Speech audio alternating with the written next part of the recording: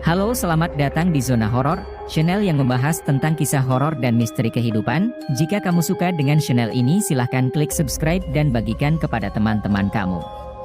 Terima kasih yang sudah subscribe dan selamat mendengarkan. Enjoy! Balik lagi di Zona Horor. Zona Horor kali ini akan menceritakan sekelompok mahasiswa yang sedang KKN dan diganggu oleh makhluk halus di desa tersebut. Cerita ini diangkat dari 1001 kisah horor nyata, dengan judul Pocong Kuburan Keramat. Langsung saja kita ke ceritanya. Kejadian ini saya alami sekitar akhir bulan Juli 2016, di mana ketika itu kami ditugaskan menjadi mahasiswa KKN di salah satu desa di pesisir pantai Pangandaran. Cerita ini berawal ketika kelompok KKN kami yang berjumlah 10 orang menjadi tenaga sukarela di desa tertinggal di daerah Ciamis. Setelah sampai di sana, kami kemudian ditempatkan di salah satu rumah penduduk, lalu kami dibawa ke kantor kepala desa. Di sana kami diperkenalkan kepada seluruh perangkat desa dan bersilaturahmi dengan pemuka agama setempat. Di sela-sela perkenalan, kepala desa tersebut mengatakan, "Adik-adik jangan kaget, kalau di desa ini masih banyak hal-hal yang gaib dan supranatural. Di sini sudah biasa," ujar kepala desa itu sambil memperlihatkan botol-botol yang di dalamnya berisi barang-barang kiriman alias santet selama dia menjabat jadi kepala desa. Kami yang notabene orang kota dan awam dengan masalah begituan, cukup kaget dan ketakutan juga mendengar informasi dari kepala desa itu. Dan yang mengherankan dari desa ini, ketika kami melakukan survei tempat, ternyata 2-3 bagian dari desa itu dipenuhi oleh makam alias kuburan. Hingga di desa itu ada 3 kategori untuk kuburan, ada kuburan biasa, kuburan tua dan kuburan keramat. Suatu ketika, koordinator desa harus menyampaikan surat undangan rapat ke rumah Pak Kades. Jaraknya sekitar 2 jam perjalanan dengan menggunakan ojek. Rumah Pak Kades berada di puncak gunung yang kami tempati, dan harus melewati hutan pinus yang cukup lebat, dan kata penduduk setempat, hutan itu cukup angker. Setelah menyampaikan surat dan berbincang-bincang sejenak, teman kami yang mengantar surat pun pamit pulang.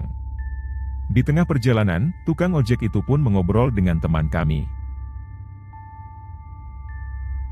"Den, kalau Aden lagi KKN, takut sama hantu enggak?" tanya tukang ojek.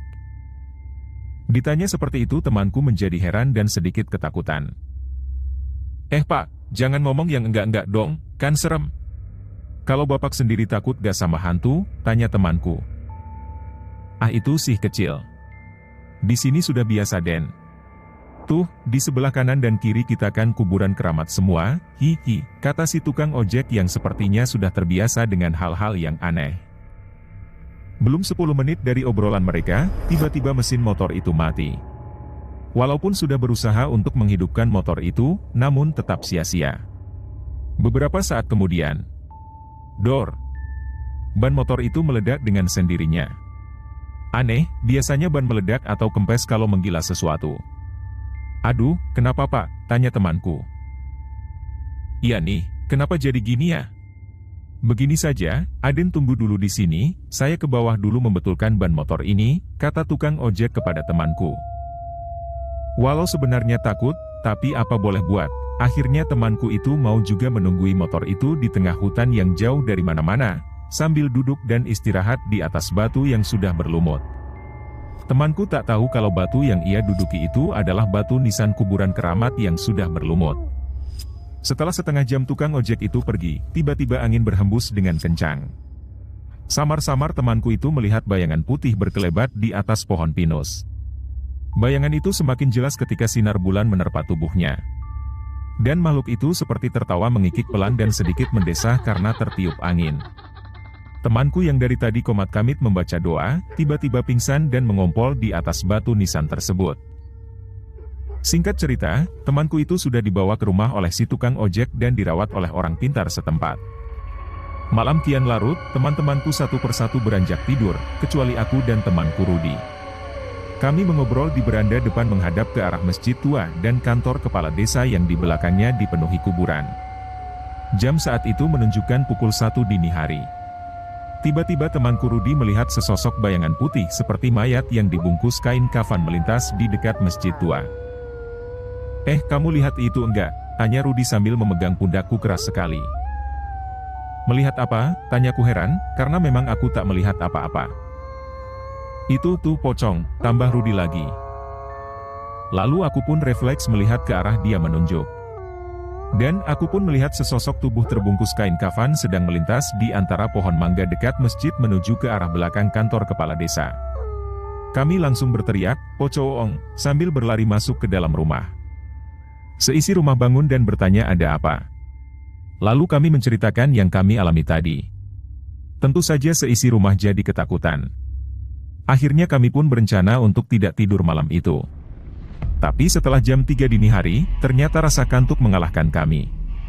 Akhirnya kami pun tidur kembali di kamar, kecuali si Rudi yang tidur di sofa kamar tamu, karena kamar tidurnya sudah penuh. Sekitar jam 4 dini hari, kami dikagetkan oleh teriakan Rudi yang keras sekali. Kami pun keluar kamar, dan di depan mata kami terlihat sesosok pocong yang sedang duduk di sebelah teman kami itu. Tatapan matanya sayu, kulitnya melepuh dan bernanah. Kami semua serentak membaca doa-doa minta kekuatan dari yang di atas.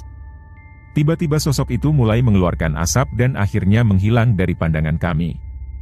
Kami sesaat terdiam, serasa di dalam mimpi.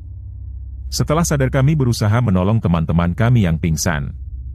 Akhirnya kami sepakat untuk benar-benar tidak tidur, sambil bersama-sama membaca doa. Sekitar pukul 5:30 pagi, seusai kami sholat subuh, pintu rumah diketuk dari luar. Setelah dibuka, ternyata Pak Kosim. Kata beliau, kami disuruh datang ke rumah salah satu penduduk nanti siang, karena ada yang meninggal. Siangnya, kami datang untuk melayat dan sekedar mengucapkan turut bela sungkawa. Setelah dipersilakan masuk, kami pun berdoa di samping jenazah. Namun, betapa kagetnya kami, setelah kami lihat orang yang meninggal itu, wajahnya sama persis dengan pocong yang kami lihat tadi malam.